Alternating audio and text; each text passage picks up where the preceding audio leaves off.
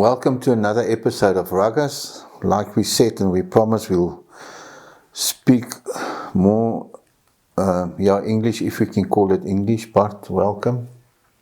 Thanks, Carl. Why we're doing this show in English is because there's a lot of English people that's also interested in what we're going to discuss now, and that's how to plan your kid's future as a rugby player. The first one I'm going to skip, but what's very important is in what school you place him, especially in his senior years.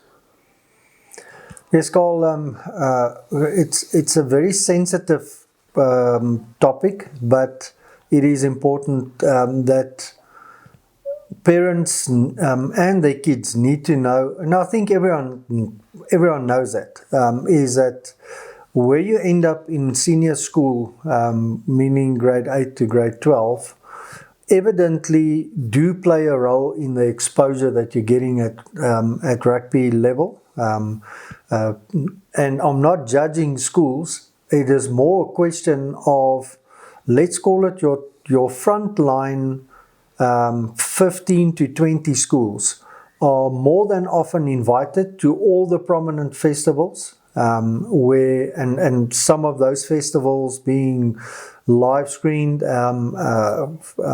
for everyone to see, even on live television, and over and above the very prominent festivals that are very well supported, that's got a lot of attention to it.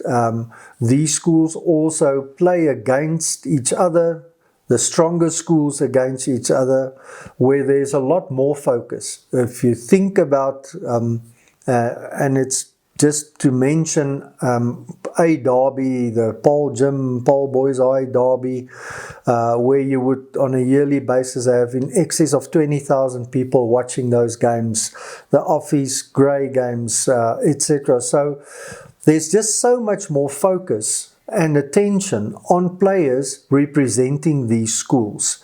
And I'm saying that specifically so that parents don't think that I'm punting these schools as being a better school necessarily.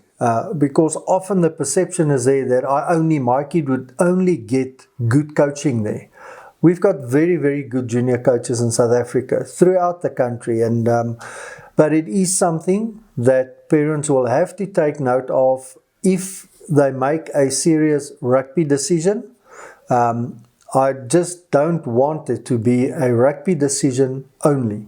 You've got to combine the decision you make where you put your kid in a school on the basis of sport should be balanced in terms of academics, and I know you would laugh at me if I say it, but even culture. May I laugh? You can. Okay, Bart is talking a lot of rubbish. It's only rugby that matters. But Bart, I do agree. It's not saying that your B League teams, there's not good coaching. But I think the first thing you need to go and do when you place your kid and you feel that he's talented, that you must go and look at the coaching staff, not necessarily the school, but you must go and look at the coaching staff at the school. And what do they do to develop your kid?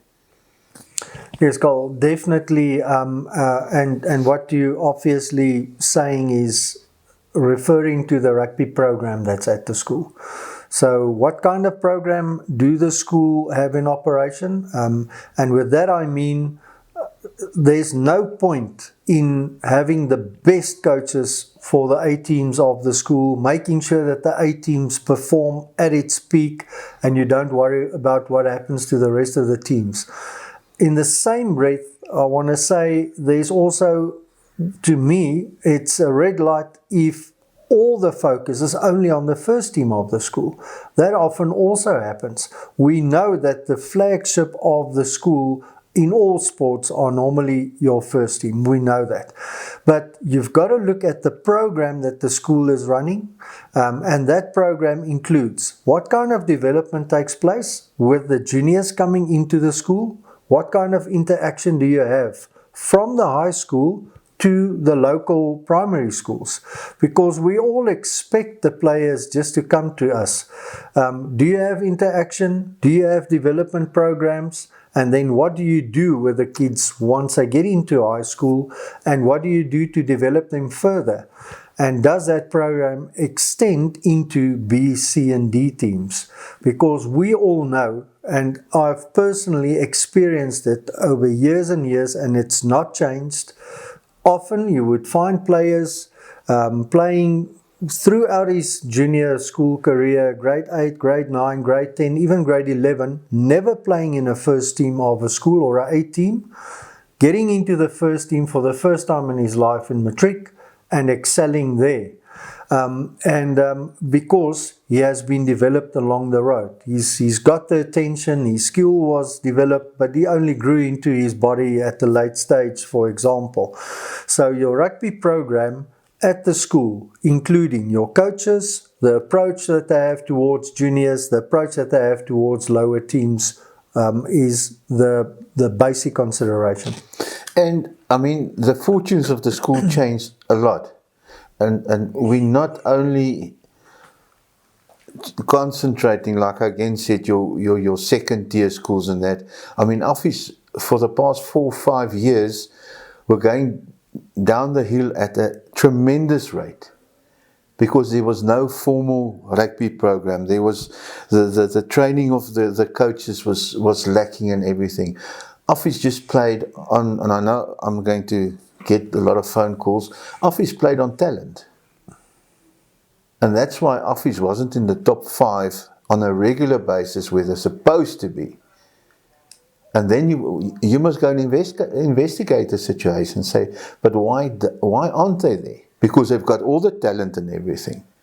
Now that Reino has been appointed there at Office, suddenly everything has changed. Now there's a program, there's a development program from under 14 to first 15 and everything. And that's what you must look at. I mean, we've had Parel Filet with Tinus there, he's now gone to Canada. But I mean, this guy was, he's a live wire. I think he almost trained all the teams. And that's what you want for your kid. Like you say, if your kid is good, he will stand out. And most probably, he will be seen by scouts and all that kind of people to take him further. But the most important is what program is at that school. And it doesn't help that you, I almost say bullshit yourself, but that you think that the school in Koffiefontein will be able to give you that support and that development, because they've got most probably only 20 kids that play rugby. So you can't say, if you stay in Koffiefontein and you don't even take the trouble to take your kid to a proper rugby school. I think the closest to Koffiefontein is Diamantveld, and give him the opportunity. So you can't complain that my kid is so talented and nobody's seen them, because they only look at the big schools and you put them in a school like Koffiefontein. I don't even know if Koffiefontein has got a school. But you understand what I'm saying. So you must also do your part in the development of your kid. You just can't say, yeah, but that's the closest school and that's it. Yeah, Carl, definitely. And if we're talking and focusing more on the primary school parents and kids now, it's got to be said that your first question should be, who is coaching the under 14 Bs and Cs at the school? I don't want to know who's coaching the A team. Well, let's get there. And your second question should be, who is in charge of the rugby program at the school? Because I'm very critical of the way that so-called director posts are filled at schools. I've said it before and very rarely been shown in the wrong direction, is that we appoint first team coaches. We don't appoint so-called, they called rugby directors or head of rugby or whatever the case might be.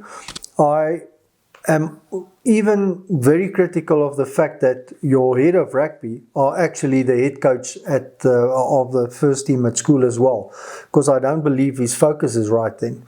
But the person in charge of your rugby program has got to be able to physically present the parents of a school with a program of what happens with 14s, 15s and 16s.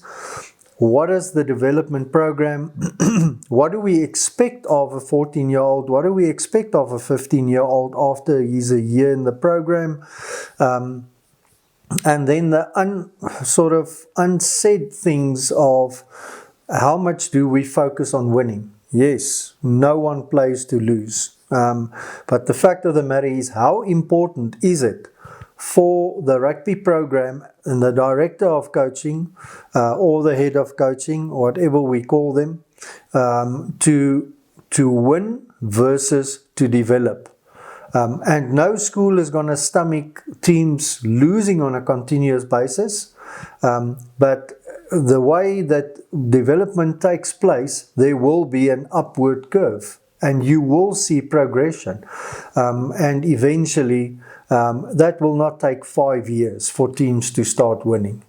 So those are the questions that parents should ask, and not only about winning. So unfortunately, we go to a very prominent or a big school because they're winning more than they're losing. That's not the point.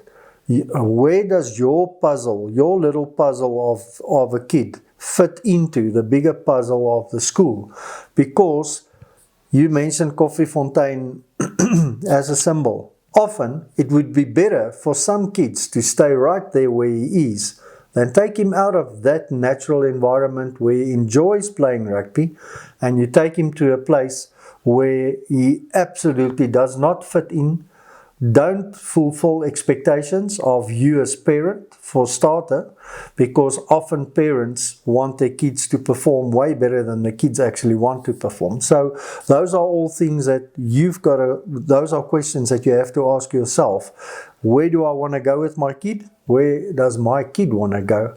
And, is this something that he wants to do? Yeah, I think you touch on a very serious point is where does my kid want to go? I mean, if you were not a superstar, the chance that your kid won't be a superstar is 90%. So putting pressure on your kid by putting him in the best rugby school, yeah, it's not worth it. You're going to lose your kid. But I think what's also important, Bart, and I hate it when parents come to me and say, you know what, if I knew the school was buying grade 9s, grade 10s and 11s to fix their team, I would have never taken my kid to that school. Who's the stupid one? Everybody knows who's buying. Everybody knows. I mean, it's in the public domain. You've got, I think, about 20 school rugby Facebook pages where you can go and see what happens in schools and everything. It's simple. You just didn't do your homework. A school that's known not to develop their own players is going to keep on doing it because it's a success recipe. Yeah, Cole, the thing is, most of your, like you say, we're generalizing, but most of these top schools all have very aggressive scouting strategies. Some less, some more, and some of them focus only on making sure that they get the best grade 7s coming to them, but there are still schools looking at grade 10, even grade 11, sort of recruiting or scouting players at that age group, which is not the ideal, but it still happens. Sometimes it's necessary, but the fact of the matter is that's another part of the information that you as parent need to have, is to have an open and honest discussion with the person in charge of the rugby program, to tell you exactly in which way are they operating. My son is now coming from a prominent primary school. I see him as a first line number 10. Have you recruited other top 10s, for example? And I know you should never, and no one should misunderstand me here, you should never run away from good competition, from having someone that you have a good competition against and fight to get into a team.